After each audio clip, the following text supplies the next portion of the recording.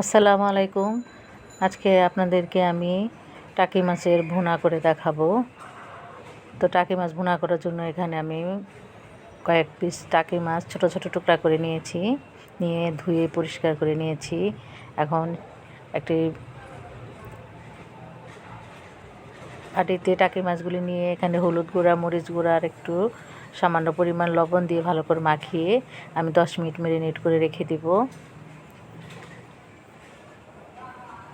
খুব ভালো করে মশলাগুলিকে মাছের সাথে মাখিয়ে নিতে হবে। মাখানো হয়ে গেছে, আমি 10 মিনিটের জন্য রেখে দিয়েছি। 10 মিনিট পর ফিরে এলাম। এখন আমি যে কড়াইতে রান্না করব সেই প্যানটা বসিয়ে দিলাম। প্যানে পরিমাণ মতো সয়াবিন তেল দিয়ে দিলাম, দিয়ে তেল গরম হয়ে গেছে। এখন ম্যারিনেট করা টাকি মাছগুলি দিয়ে দিচ্ছি তেলের মধ্যে, দিয়ে 4-5 মিনিটের মতো আমি তেলের মধ্যে ভাজবো মাছগুলিকে।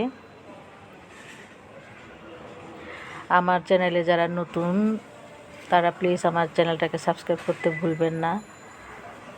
আর আপনারা যারা আমার ভিডিওটা দেখছেন তারা শেষ পর্যন্ত দেখবেন, স্কিপ করে চলে যাবেন না। আমার এই রেসিপিটা যদি বাসায় বানাতে চান তাহলে আমার এই রেসিপিটাকে আপনারা A to Z ফলো করে বানাবেন, তাহলে এই ভুনা রেসিপিটা মাছের খুব ভালো লাগবে আপনাদের। আর আমার ভিডিওটাতে যদি ভালো লাগে তাহলে প্লিজ আমার ভিডিওটাতে একটা লাইক দিবেন, কমেন্টস করবেন, আর আমার এই রেসিপিটা আপনারা শেয়ার দিবেন আপনার ফ্রেন্ডদের সাথে।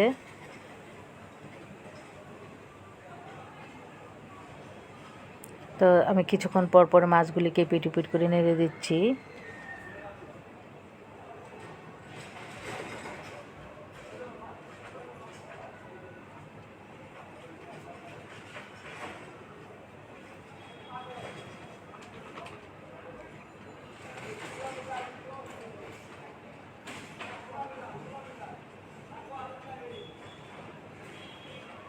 টাকি মাছটা আপনারা অনেকে ভর্তা হিসেবে খান, আমরা ভর্তাও পছন্দ করি, আবার এভাবে ভুনা করেও খাই। আপনারা আশা করি আজকে আমার এই রেসিপিটা ফলো করে বাসায় অবশ্যই টাকি মাছ আনলে আপনারা ভুনা করে খেয়ে দেখবেন, এবং কেমন হয়েছে বা লেগেছে আপনারা আমাকে কমেন্টসে জানাবেন। তো 4 থেকে 5 মিনিটের মতো আমি টাকি মাছগুলিকে ভেজে নিয়েছি। এখন আমি একটি বাটিতে তুলে নিচ্ছি। তুলে আমি অবশিষ্ট যে তেলটা কড়াইতে রয়েছে সেই তেলে আমি মাছটাকে ভুনা করব। এজন্য প্রথমে আমি এখানে 1 কাপের মতো পেঁয়াজ কুচি দিয়ে দিলাম, দিয়ে পেঁয়াজ কুচিটাকে আমি 3-4 মিনিটের মতো ভাজবো।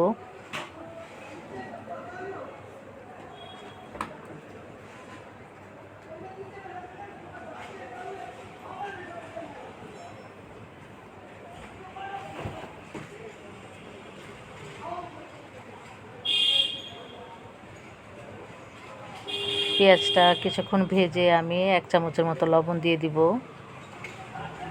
লবণটা আপনাদের স্বাদ অনুযায়ী দিবেন, আপনারা যেরকম খান সেই টেস্ট অনুযায়ী আপনারা লবণটা দিবেন। আমি এখানে 1 চামচের মতো লবণ দিলাম।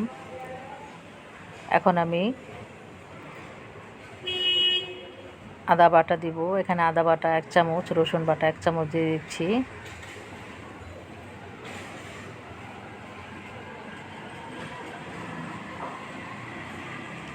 আদা রসুন বাটা দিয়ে আমি কিছুক্ষণ ভাজবো।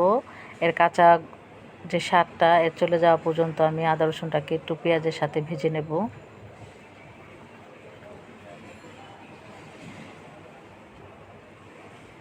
আমি 2 মিনিটের মতো আদা রসুনটাকে পেঁয়াজের সাথে ভেজে নিলাম।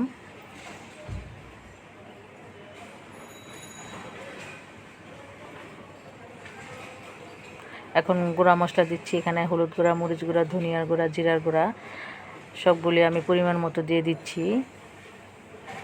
দিয়ে নেড়ে চেড়ে আমি 1 মিনিটের মতো ভাজবো মশলাগুলিকে।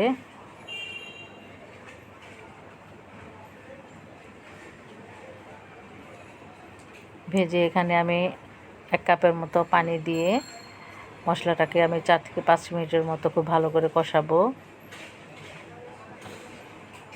আপনারা সব সময় মশলাটাকে খুব ভালো করে কষাবেন। যত সময় নিয়ে মশলাটাকে আপনারা কষাবেন ততই তরকারির স্বাদ তত ভালো হয়। আর বিশেষ করে ভুনা যে তরকারিগুলি আপনারা রান্না করেন সেই ভুনা তরকারিতে অবশ্যই মশলাটাকে খুব ভালো করে কষিয়ে নেবেন।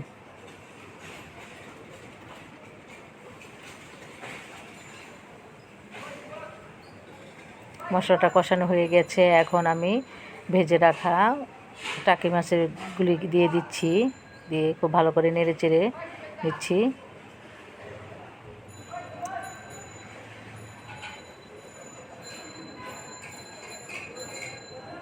মশলার মধ্যে মাছগুলি দিয়ে আমি 1 মিনিটের মতো নেড়ে চেড়ে দিলাম। এখন আমি পানি দিব। এখন আমি আরও 1 কাপের মতো পানি দিচ্ছি, দিয়ে নেড়ে চেড়ে ঢেকে 10 মিনিটের মতো আমি রান্না করব। যেহেতু মাছগুলি অলরেডি একটু ভেজে নিয়েছি, সময় লাগবে না।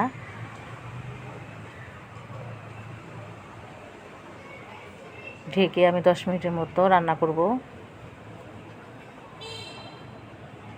5 মিনিট পর ঢাকনা খুলে দিচ্ছি, খুলে এখন নেড়ে চেড়ে দিচ্ছি।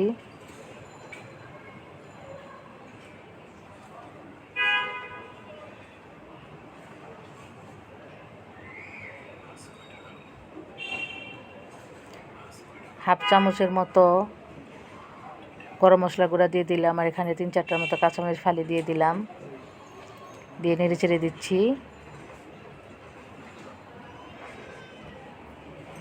কাঁচামরিচ ফালি দেওয়ার পরও আমি আরও 2-3 মিনিট চুলায় এরকম একটু নেড়ে চেড়ে ভেজে নেব মাছগুলিকে।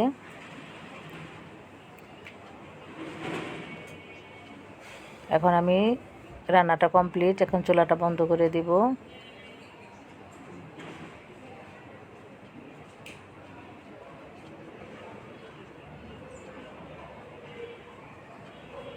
তো তৈরি হয়ে গেল টাকি মাছের ভুনা। আশা করি আমার এই টাকি মাছের ভুনা রেসিপি আপনাদের ভালো লেগেছে।